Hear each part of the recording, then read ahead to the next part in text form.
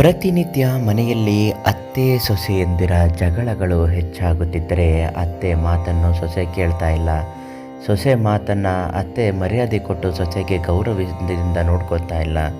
ಪದೇ ಪದೇ ಇಬ್ಬರು ವಿನಾಕಾರಣ ಜಗಳ ಆಡ್ತಿದ್ರೆ ಮನೆಯಲ್ಲಿ ಶಾಂತಿ ಇಲ್ಲ, ನೆಮ್ಮದಿ ಇಲ್ಲ.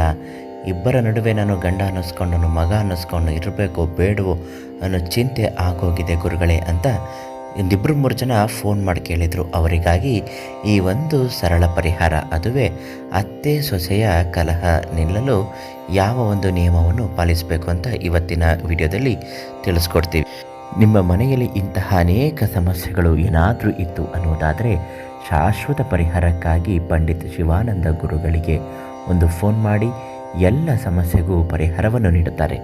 ಇನ್ನು ಅತ್ತೆ ಸೊಸೆ ಜಗಳ ಪ್ರತಿದಿನ ಹೆಚ್ಚಾಗುತ್ತಿದ್ದರೆ, ಗಂಡ ಹೆಂಡತಿ ನಡುವೆ ಸಾಮರಸ್ಯದ ಜೀವನ ಬದುಕು, ಗಂಡನ ಜೊತೆ ಅಥವಾ ಹೆಂಡತಿ ಜೊತೆ ನೆಮ್ಮದಿ ಇಲ್ಲದೆ ಜೀವನ ಕಳೀತಿದ್ರೆ ಮಧ್ಯದಲ್ಲಿ ಅತ್ತೆಂದಿರು ಬಂದು ಸೊಸೆಗೆ ಬೈಯುವುದು, ಬಾಯಿಗೆ ಬಂದ ಹಾಗೆ ಮಾತನಾಡಿ ನಡೆಸಿಕೊಳ್ಳುವುದು, ಮಾತು ಎತ್ತಿದ್ರೆ ಸಾಕು ನಿಮ್ಮ ಅಪ್ಪ ಅಮ್ಮ ಮನೆಯವರು ಏನು ಮಾಡಿದ್ದಾರೆ ಅಂತ ಕೇಳೋದು. ಈ ರೀತಿ ಪರ್ಸ್ನಲ್ಲಾಗಿ ಮನೆಯವರ ಸುದ್ದಿಗೆಲ್ಲ ಬರುವ ಒಂದು ಸಾಧ್ಯತೆಗಳು ಅತ್ತಿಗೆಲ್ಲಿದ್ದರೆ ಅಥವಾ ಸೊಸೆಯಿಂದರಲ್ಲಿ, ನಾನು ಇಲ್ಲಿಗೆ ಬಂದಿದ್ದೇನೆ, ನನ್ನನ್ನು ನೀವು ಚೆನ್ನಾಗಿ ನೋಡ್ಕೋಬೇಕು, ನಾನು ನಿಮ್ಮನ್ನು ನೋಡ್ಕೊಳ್ಳೋದಲ್ಲ ಅಂತ ಹಠ ಮಾರಿ ಮೊಂಡುತನ ಇರುವ ಸೊಸೆಯಿಂದರಿದ್ದರೂ ಕೂಡ ಮನೆಯಲ್ಲಿ ವಾತಾವರಣ ಯಾವುದು ಕೂಡ ಚೆನ್ನಾಗಿರಲು ಸಾಧ್ಯವಿಲ್ಲ. ಹಾಗಾಗಿ ಇಂತಹ ಸಮಸ್ಯೆಗಳಿದ್ದಾಗ ಅತ್ತೆ ಸೊಸೆ ಜಗಳಗಳು ನಿಂತು ಹೋಗಬೇಕು ಅಂದರೆ ನಿಂಬೆಹಣ್ಣಿನ ಈ ಒಂದು ತಂತ್ರ ಮಾಡಿ. ಬೆಳಿಗ್ಗೆ ಬೇಗ ಎದ್ದು ನಿಮ್ಮ ಅತ್ತೆ ಹಾಗೂ ಸೊಸೆ ಇಬ್ಬರ ಹೆಸರನ್ನು ಹೇಳುತ್ತಾ, ಮಗ ಆಗಿರ್ಬೋದು ಅಥವಾ ಸೊಸೆಯ ಮಾವ ಆಗಿರ್ಬೋದು, ಇವರು ಯಾರಾದರೂ ಒಬ್ಬರು ಇದನ್ನು ಮಾಡ್ಬೋದು.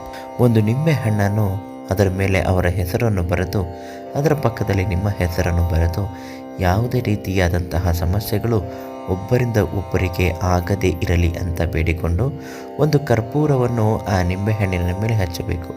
21 ಲವಂಗಗಳನ್ನು ತಂದು ಆ ನಿಂಬೆಹಣ್ಣಿನ ಸುತ್ತ ಚುಚ್ಚಿ ಹಾಕಬೇಕು. ಅದಾದ ಬಳಿಕ ಇದನ್ನು ತೆಗೆದುಕೊಂಡು ಹೋಗಿ ಮನೆ ಹತ್ತಿರ ಇರುವಂತಹ ಯಾವುದಾದ್ರೂ ತುಳಸಿ ಗಿಡದ ಕೆಳಗೆ ಅದನ್ನು ತಡೆ ಹೊಡೆಯೋ ರೀತಿಯಲ್ಲಿ ಒಡೆದು ಹಾಕಿಬಿಡಿ.